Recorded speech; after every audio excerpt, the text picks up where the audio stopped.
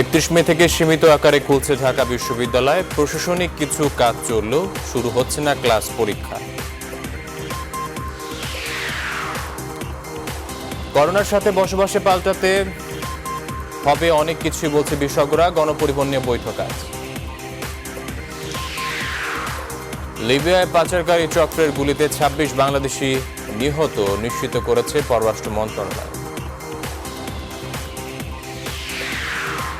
2 মাস পর খুলছে পুঁজিবাজার। বাজেটে বিনিয়োগকারীদের জন্য বড় চমক থাকবে, জানালেন এসইসি চেয়ারম্যান। রাজধানীর অধিকাংশ বেসরকারি হাসপাতালের অগ্নি নিরোধক ব্যবস্থা দুর্বল। বড় দুর্ঘটনার আশঙ্কা ফায়ার সার্ভিসে।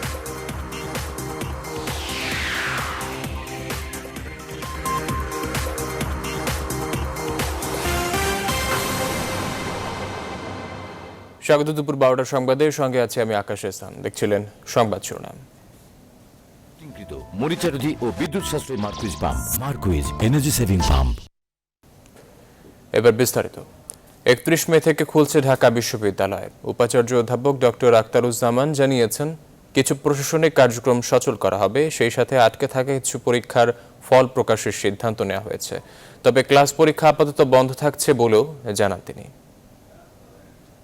না, ওইরকম কি কার্যক্রম শুরু করবো? একেবারে সীমিত সংখ্যক আমাদের ওই ফলাফল কিছু কিছু পরীক্ষা হয়েছিল, ওইগুলো ফলাফল চূড়ান্ত করতে ওইগুলা করলে টাগাই যাব। অতি সীমিত লোক দিয়ে কিছু লোক, কারণ কিছু দেশ বিদেশে যাবে, তারপর বিশেষ করে লাইব্রেরি, সেমিনার লাইব্রেরি গুলো, জাদুঘর গুলো, ল্যাবরেটরি গুলো, আমাদের অন্যান্য এই যে বিশেষ করে গবেষণাগার গুলো, এইগুলো যাতে নষ্ট না হয়, যেগুলো রক্ষণাবেক্ষণ লাগবে না।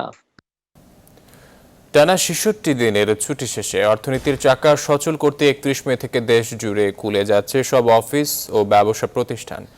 শিক্ষা প্রতিষ্ঠান আপাতত বন্ধ থাকলেও সীমিত পরিসরে চালু হবে গণপরিবহন। অর্থনীতিবিদরা বলছেন, খুলে দেওয়ার সময় স্বাস্থ্যবিধি না মানলে আরও ঝুঁকিতে পড়বে অর্থনীতি। মাস্ক ব্যবহার ও শারীরিক দূরত্ব বাধ্যতামূলক করে ধাপে ধাপে অফিস ও ব্যবসা প্রতিষ্ঠান খোলার আহ্বান জানান জনস্বাস্থ্য বিশেষজ্ঞরা। বাকিটা ফখরুল ইসলামের রিপোর্টে। 26 মার্চ থেকে সরকারি ছুটি ও লকডাউনে কার্যত বন্ধ হয়ে যায় দেশের সব অফিস ও ব্যবসা প্রতিষ্ঠান। করোনা সংক্রমণ শহর থেকে গ্রামে মৃদু থেকে ছড়ায় ভয়ঙ্কর রূপে। সরকারি ছুটিও 8 দফায় বাড়ে 30 মে পর্যন্ত। 66 দিনের ছুটিতে অর্থ ও খাদ্য সংকটে পড়ে নিম্ন আয়ের মানুষ। বন্ধ থাকে শিল্প কারখানা, ব্যবসা প্রতিষ্ঠান। অর্থনীতির সূচক ঠেকে নিম্নমুখী। সময়ের সাথে বাড়তে থাকে সংকট। কর্মসংস্থান ও অর্থনীতির চাকা সচল করতে 31 মে থেকে আপাতত ছুটি না বাড়িয়ে কর্মমুখী প্রতিষ্ঠানগুলো খুলে দেওয়ার সিদ্ধান্ত নেয় সরকার। অর্থনীতিবিদরা জানান, সবকিছু একসাথে চালু না করে স্বাস্থ্যবিধি মেনে ধাপে ধাপে ভিন্ন সময়ে চলতে পারে গণপরিবহন ও অফিস।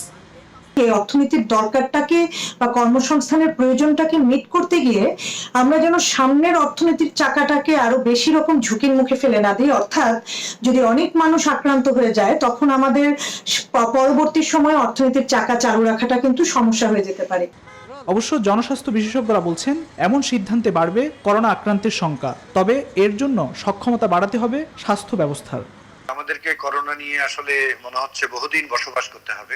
একদিক আমরা স্বাভাবিক জীবনে ফিরতে চাই, পাশাপাশি আমাদের সংক্রমণ প্রতিরোধে অবশ্যই জোর দিতে হবে। যারা সিদ্ধান্ত নেন তাদের জন্য যেটা করণীয় সেটা হচ্ছে যে স্বাস্থ্য ব্যবস্থার সক্ষমতা বাড়াতে হবে। নিজেকে সুরক্ষা করার জন্য যা যা করণীয় সেগুলো আমাদের ব্যক্তিগত পর্যায়ে আরো বেশি পরিমাণে করতে হবে।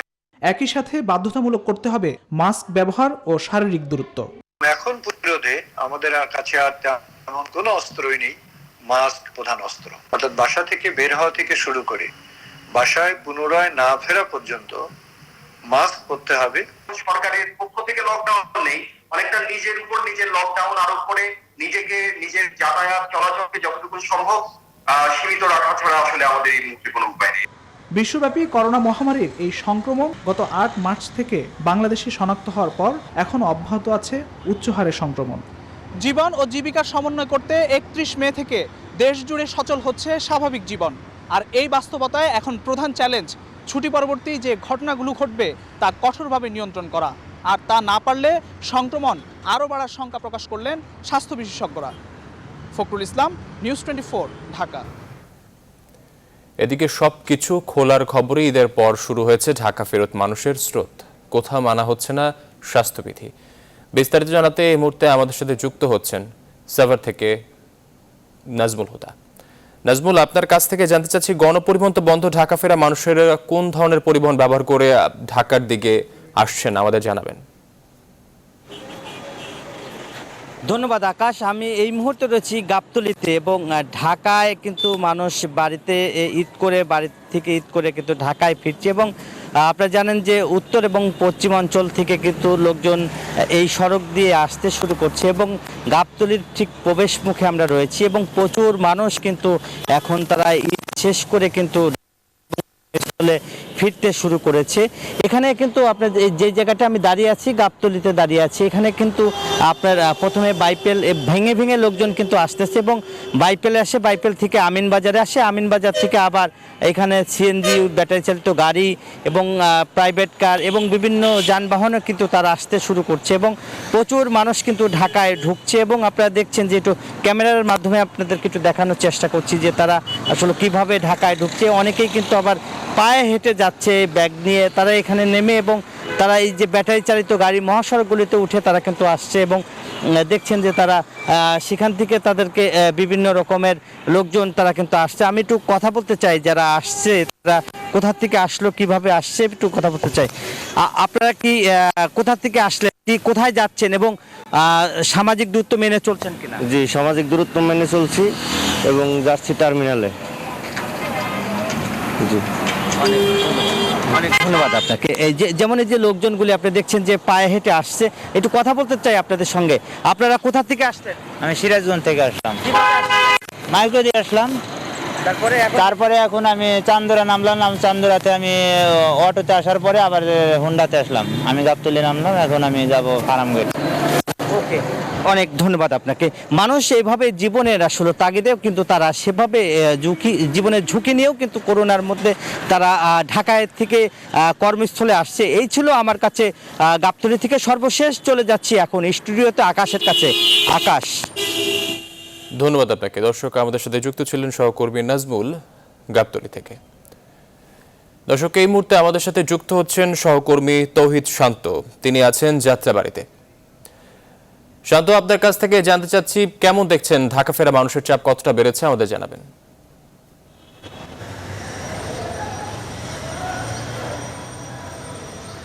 আকাশ, আমি ঠিক কিছুক্ষণ আগে যাত্রাবাড়িতে ছিলাম, এখন আমি সায়দাবাদ বাস স্ট্যান্ডে দাঁড়িয়ে আছি। আমার পেছনে সারি সারি বাস দাঁড়িয়ে আছে, আপনি দেখবেন এই বাসগুলো আসলে টাউন সার্ভিসের বাস। এছাড়াও কিছু ঢাকা থেকে কুমিল্লা, ঢাকা থেকে চট্টগ্রাম, ঢাকা থেকে ফেনী, নোয়াখালী এই দিকে যে বাসগুলো আছে সেগুলো কিন্তু সারিবদ্ধভাবেই দাঁড়িয়ে আছে। ঠিক এই মুহূর্তে এই সাইডে আমি সেইভাবে মানুষের চাপ দেখছি না, তবে আমি কয়েকজন বাসের পরিবহন শ্রমিকদের সাথে কথা বলেছিলাম, বাস চালক এবং তাদের সাথে কথা বলেছিলাম। তারা যেটি জানিয়েছেন যে আজকে শুক্রবার হওয়াতে আজকে এখানে চাপ কম। তারা ধারণা করছেন যে আগামীকালকে এই সায়দাবাদে মানুষের যে বাড়ি ফিরতে চান, যারা বাড়ি ফিরছেন তাদের চাপটি বাড়বে। এখানে যাদেরকে দেখছেন যে কিছু সাধারণ মানুষ এই ক্যামেরার সামনে অবস্থান নিয়েছে, তারা এই পরিবহন সম্পর্কিত শ্রমিক এবং এই বাস স্ট্যান্ড ঘিরেই তাদের জীবন এবং জীবিকা বেড়ে ওঠে। তারা যেটি জানিয়েছেন যে আসলে এই লকডাউন এবং লকডাউনের পরে এখন মানুষের বাড়ি ফেরা, এটি নিয়ে তারা, আমরা যেভাবে ঝুঁকির কথা চিন্তা করি এই করোনা ভাইরাস নিয়ে, তাদের মধ্যে সেই ঝুঁকির বিষয়টি নেই। তারা বরং কিছুটা আনন্দিত যে আবারও কাজে ফিরতে পারবেন তারা এবং আবারও তাদের জীবিকা চালু হবে, সচল হবে, সেটি নিয়ে তারা বলছেন। আর যেটি বললাম আপনাকে যে আজকে শুক্রবার হওয়াতে এই সায়দাবাদ এবং যাত্রাবাড়ি এদিকে আসলে মানুষের ভিড় বা চাপ অতটা নেই। আমরা শ্রমিকদের সাথে কথা বলেছিলাম যারা বাস চালান এবং এই পরিবহনের সাথে সম্পর্কে যুক্ত। তারা যেটি জানিয়েছেন যে আগামীকালকে তারা আশা করছেন যে আগামীকালকে এখানে একটু যাত্রীদের চাপ বাড়বে। আকাশ, আপনাকে ধন্যবাদ। দর্শক, আমাদের সাথে যাত্রাবাড়ি থেকে যুক্ত ছিলেন সহকর্মী শান্ত। এদিকে 31 মে থেকে শুরু হচ্ছে গণপরিবহন চলাচল, সীমিত আকারে চলবে ট্রেন চলাচল। কাল থেকে শুরু হচ্ছে টিকিট বিক্রি। বিস্তারিত জানাতে আমাদের সাথে যুক্ত হচ্ছেন সহকর্মী আলী তালুকদার কমলাপুর থেকে। আলী, আপনার কাছ থেকে জানতে চাচ্ছি, কাল থেকে টিকিট বিক্রি শুরু হওয়ার কথা, কোনো প্রস্তুতি কি দেখছেন, কেমন দেখছেন প্রস্তুতি আমাদের জানাবেন।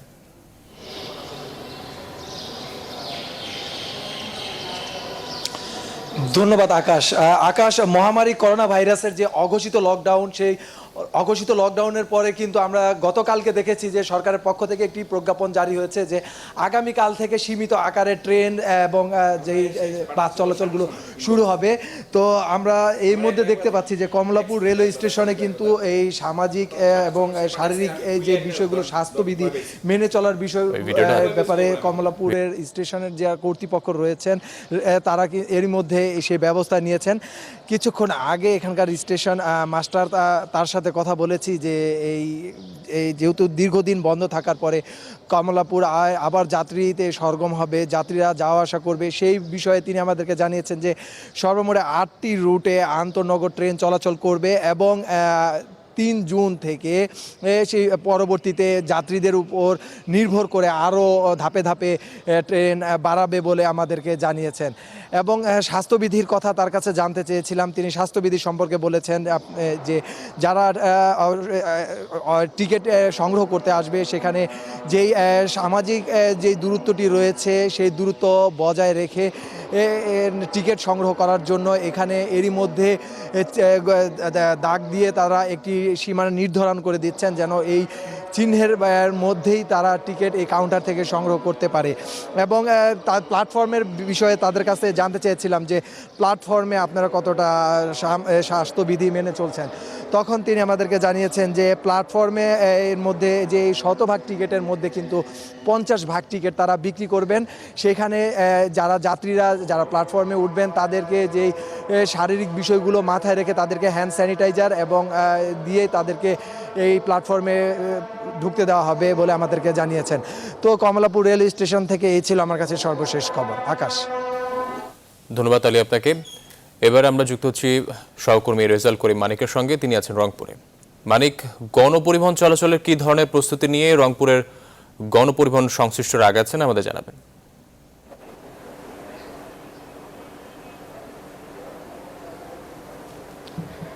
আকাশ, আপনাকে অসংখ্য ধন্যবাদ। আসলে 31 মে থেকে সীমিত পরিসরে চালু হচ্ছে গণপরিবহন। মাননীয় প্রধানমন্ত্রীর এই সিদ্ধান্তকে কতটা যুক্তিযুক্ত মনে করছেন রংপুর ট্রাক, ট্রাংলরি ও কাভার্ড ভ্যান শ্রমিক ইউনিয়নের নেতৃবৃন্দ, সেই বিষয়ে কথা বলার জন্যই এই ইউনিয়নের যিনি সভাপতি রয়েছেন হাফিজুর রহমান হাফিজ এবং সাধারণ সম্পাদক শহীদুল ইসলাম মানিক, তাদের সাথে একটু কথা বলতে চাই। জনাব হাফিজ, আপনাকে নিউজ 24 স্বাগত। আপনার কাছে জানতে চাই, 31 মে থেকে শুরু হচ্ছে গণপরিবহন চলাচল। তো এটি চালু হলে এই মহামারী করোনা ভাইরাসের কতটুকু প্রভাব হতে পারে এবং দেশের অর্থনীতির তো ভঙ্গুর অবস্থায় পড়েছে, তো আপনারা এটাতে কতটুকু যুক্তিযুক্ত মনে করেন? ধন্যবাদ আপনাকে। আমরা দীর্ঘ 3 মাস থেকে খুব কষ্টের মধ্যে আছি। তো মাননীয় প্রধানমন্ত্রী যে আমাদের বিষয়টি নিয়ে ভেবেছেন এবং সে কারণে দেশবাসীর চলাচল এবং দেশের চাকা সচল রাখার জন্য যে চিন্তাভাবনা করে আজকে আমরা জানতে পারলাম যে 31 মে থেকে আমাদের গাড়ি ঘোড়া চলবে, সে কারণে আমি প্রথমেই মাননীয় প্রধানমন্ত্রীকে আমাদের রংপুর জেলা ট্রাক শ্রমিক ইউনিয়নের পক্ষ থেকে স্বাগত জানাই। বিষয়টি হচ্ছে যে আমাদের শ্রমিক ভাইদের প্রতি আমরা বরাবরই বলে আসছি ধৈর্য ধরার জন্য। সরকার আমাদেরকে অনেক সহযোগিতা করেছে, তো তাতেই তো আর সংসার চলে না এমনটা একটা অবস্থা ছিল আমাদের। তো আজকে আমরা খুব সন্তুষ্টি প্রকাশ করছি যে আমরা 31 তারিখ থেকে গাড়ি চালাতে পারবো। তো সে কারণে আমি শ্রমিক ভাইদের প্রতি অনুরোধ জানাবো তারা যেন স্বাস্থ্যবিধি মেনে এবং যারা যাত্রী থাকবেন তারাও যেন স্বাস্থ্যবিধি মেনে চলাফেরা করে, তাতে আমরা করোনা সংক্রমণ থেকে অনেকটা রেহাই পাবো আশা করি। তবে একটু ঝুঁকি আছে, থাকবে এটা, কিন্তু আমাদেরকেই সজাগ থাকতে হবে এবং সবাই যেন এটার প্রতি একটু সহানুভূতিশীল হয়। যে মানে সেটা আমি এই কারণে বলছি যে আমাদের যে সীমিত আকারটা বলা হচ্ছে, এই সীমিত আকারটা করতে গিয়ে যেন এটার নিয়ন্ত্রণটা ঠিক রাখা হয়। কারণ যাত্রী কতজন উঠবে, কতজন ইয়েটা স্টপেজ কীভাবে হবে, এগুলো যদি মানে সুন্দরভাবে পরিচালনা করা না যায় সেক্ষেত্রে নানান রকম সমস্যার সৃষ্টি হতে পারে আমি মনে করি। কিন্তু এই যে করোনা ভাইরাসের এই পরিস্থিতিতে আপনারা শ্রমিক এবং সাধারণ জনযাত্রী যারা রয়েছে, এটি আপনি কি মনে করেন যে তারা এটা মানতে পারবে? আসলে সরকার তো প্রথম থেকে খুব চেষ্টা করছে। আমাদের মতো কিছু মানে মানুষেরই মানে একটু সমস্যা আছে যে আমরা নিজের ভালোটাই অনেক সময় বুঝেও না বোঝার একটা ইয়ে থাকে আমাদের। তাই এখানে কারণও আছে, পেটের দায়ে অনেক কিছু মানা সম্ভব হয় না। তো যাই হোক, আমি বলবো যে না, এটা যদি আমরা সবাই সজাগ হই তাহলেই সম্ভব। আমরা আল্লাহ রহমতে আমরা সংক্রামক মুক্ত হবই ইনশাল্লাহ। তাহলে প্রধানমন্ত্রীর এই সিদ্ধান্তটাকে কি আপনাকে শ্রমিক ইউনিয়ন নেতৃবৃন্দ যারা রয়েছেন তারা কি স্বাগত জানাচ্ছেন? নিশ্চয়ই, নিঃসন্দেহে স্বাগত জানাচ্ছি যে উনি একটু দেরিতে হলেও আমাদের বিষয়টা উনি ভেবেচিন্তেই একটা সিদ্ধান্তে পৌঁছেছে আমি মনে করি। সেজন্য তাকে আমি আবারও ধন্যবাদ জানাচ্ছি। ধন্যবাদ আপনাকে। আসলে আকাশ, আপনি শুনছিলেন রংপুর ট্রাক, কাভার্ড ভ্যান এবং ট্যাং লরি শ্রমিক ইউনিয়নের সভাপতি হাফিজুর রহমান হাফিজের কথা। তিনি বলছেন যে আসলে সবাইকে সচেতন হতে হবে। যদি সচেতন হয়ে যদি চলাচল করে তাহলেই কিন্তু এই করোনা মোকাবেলা সম্ভব। মাননীয় প্রধানমন্ত্রীর যিনি যে প্রচেষ্টা চালিয়ে যাচ্ছেন করোনা মোকাবেলায়, করোনা নিয়ন্ত্রণের, মানুষ যদি সচেতন হয় তাহলে কিন্তু এটি সম্ভব। অন্যথায় কিন্তু শ্রমিক ইউনিয়নের নেতৃবৃন্দ কিন্তু বলছেন যে তাছাড়া কিন্তু এটি কোনোভাবেই সম্ভব নয়। তো এই ছিল রংপুর থেকে আমার কাছে সর্বশেষ। আকাশ, ফিরে যাচ্ছি আপনার কাছে স্টুডিওতে। ধন্যবাদ আপনাকে। দর্শক, রংপুর থেকে যুক্ত ছিলেন সহকর্মী মানিক। এদিকে লিবিয়ার মেজদা শহরে ২৬ জন বাংলাদেশিকে গুলি করে হত্যা করা হয়েছে। খবরটির সত্যতা স্বীকার করেছে জাতিসংঘ সমর্থিত লিবিয়ার সরকার, জিএনএর স্বরাষ্ট্র মন্ত্রণালয়। একই ঘটনায় আরও ১১ জন বাংলাদেশি মারাত্মকভাবে আহত এবং ৪ জন আফ্রিকান নাগরিক নিহত হয়েছেন বলেও জানানো হয়েছে। বার্তা সংস্থা রয়টার্সও বৃহস্পতিবারের নির্মম এই ঘটনার খবর দিয়েছে। জিএনএ সরকার এক বিবৃতিতে জানায়, এই সকল অভিবাসী মেজদা শহরের এক মানব পাচারকারীর নিকট জিম্মি ছিলেন।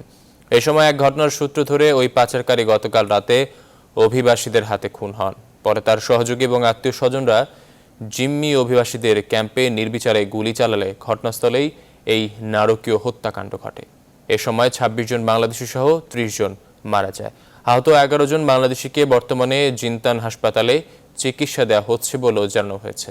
ঘটনার সত্যতা স্বীকার করে পররাষ্ট্রমন্ত্রী একে আব্দুল মোমেন জানিয়েছেন, ওই হত্যাকাণ্ড বেঁচে আসা একজন বিষয়টি নিশ্চিত করেছেন।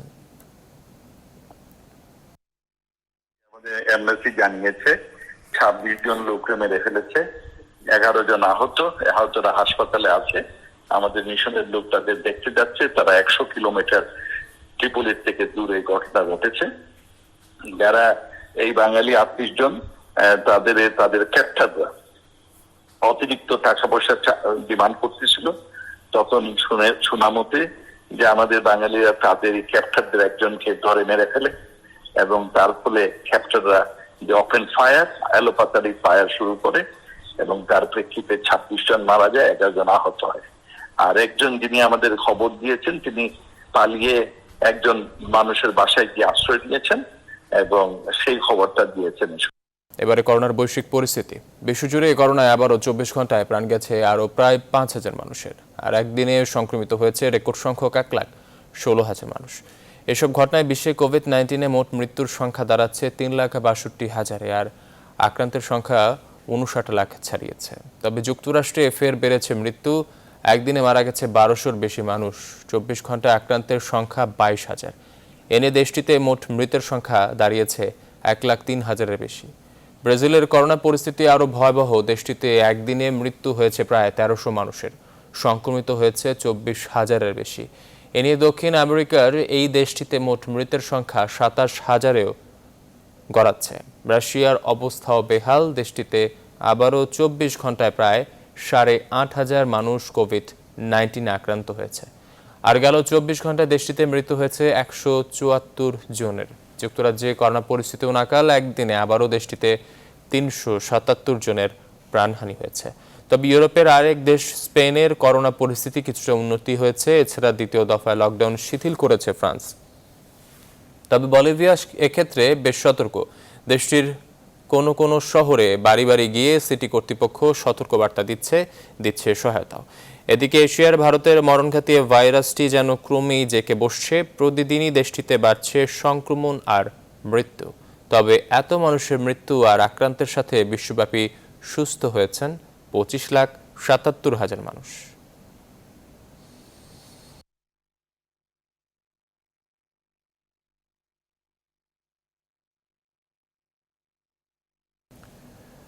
এবার বাজেট নিয়ে আমাদের নিয়মিত আয়োজন প্রাক বাজেট রিপোর্ট।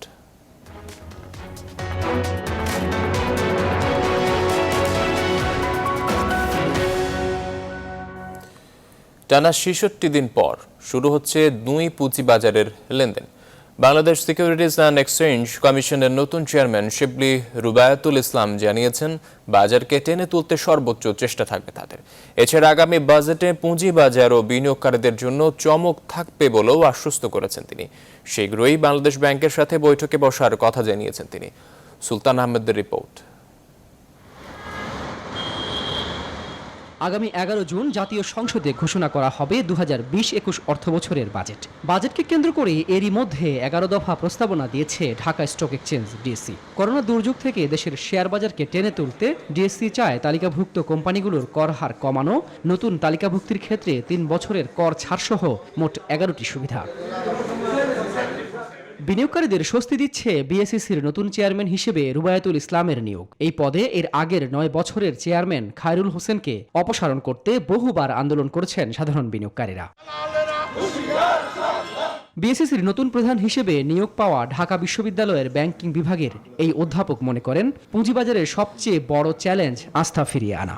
আমরা যদি ভালো কাজগুলা হাতে নিয়ে তাড়াতাড়ি করে সমন্বয় করতে পারি, আমাদের নীতিমালাগুলো যদি বাজারমুখী হয়, আমাদের যারা ইনভেস্টর, যারা আমাদের সাথে ট্রেডার বিজনেস করে এবং যারা বিশেষভাবে আমাদের খুবই প্রয়োজনীয় ক্ষুদ্র বিনিয়োগকারী, তাদের প্রয়োজনগুলো অ্যাড্রেস করে যদি Bangladesh securities and exchange commission তার পদক্ষেপগুলো নেয়, বাজারের নিশ্চয়ই আমাদের উপর আস্থা থাকবে।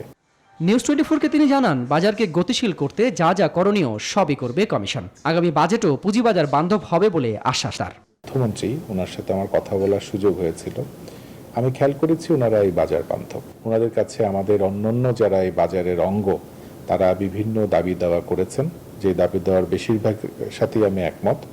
সুতরাং আমি মনে করি যে কিছু একটা আমাদের বাজেটে আসতে যাচ্ছে।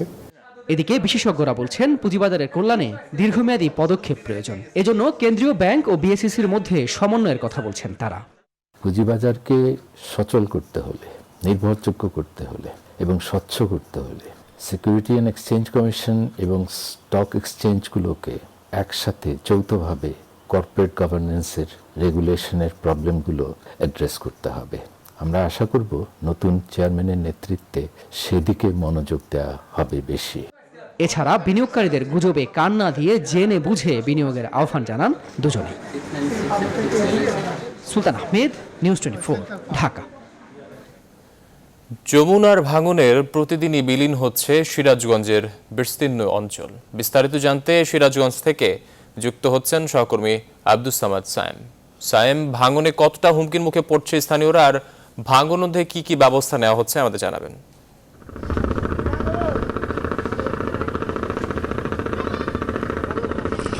ধন্যবাদ আকাশ।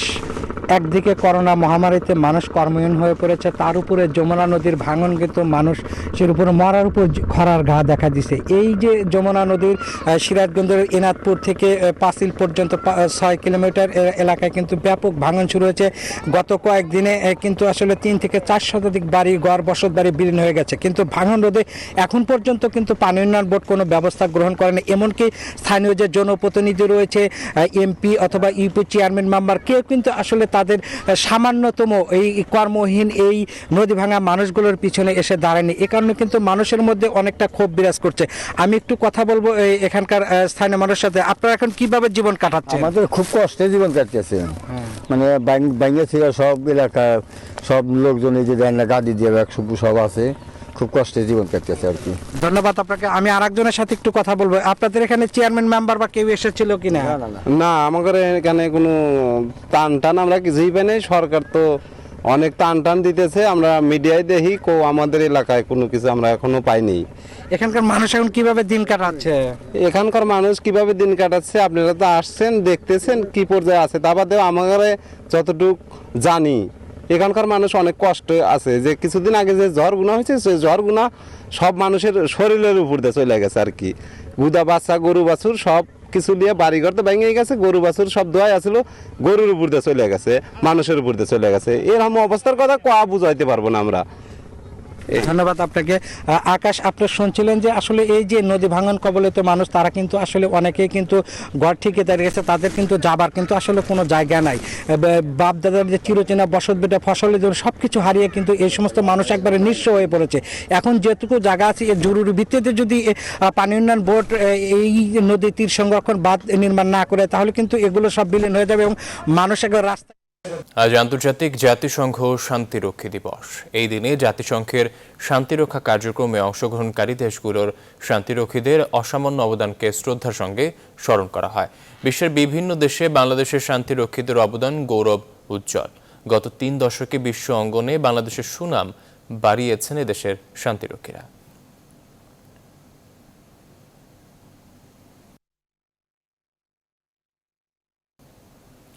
দর্শক, এই ছিল এখনকার আয়োজনের সাথে থাকার জন্য ধন্যবাদ সবাইকে।